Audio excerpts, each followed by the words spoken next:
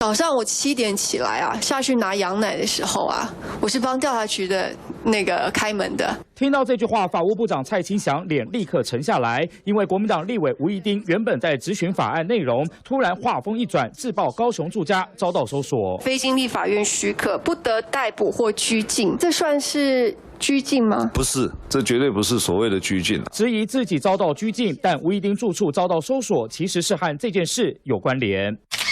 今年8月，高价依财股康友爆出炒股掏空案，而背后股东一看才发现，光吴怡丁2019年财产申报就持股419张康友股票，投资金额大约1.14亿。2018年康友股价高点538块时，吴怡丁持股市值高达2.25亿元。而吴怡丁的家人持股更多，弟弟吴玉展名下就有1215张，妹妹吴怡丽则是759张，名列康友前10大股东。虽然因为炒股掏空案遭到搜索，但吴怡丁也喊冤是乌龙。其实也有点乌龙啦，他那个搜索票上面的住址确实是我住的地方，可是上面的名字其实不是我本人。我们当初确实持股，也是有持股，所以可能也就成为了侦办的对象之一。强调明指是要找妹妹，却找到自己家，但把涉及案件搬上国会殿堂质询，吴怡丁也被质疑嘴巴上说没施压，政治小动作倒是很多。这是先打预防针、消毒洗白吗？老实说，我不想施压，在委会质询，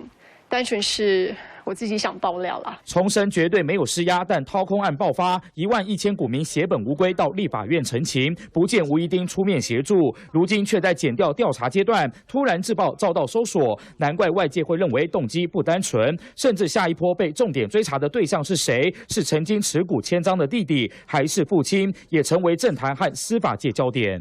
三立新闻王大鹏、周凯恩是小组台北报道。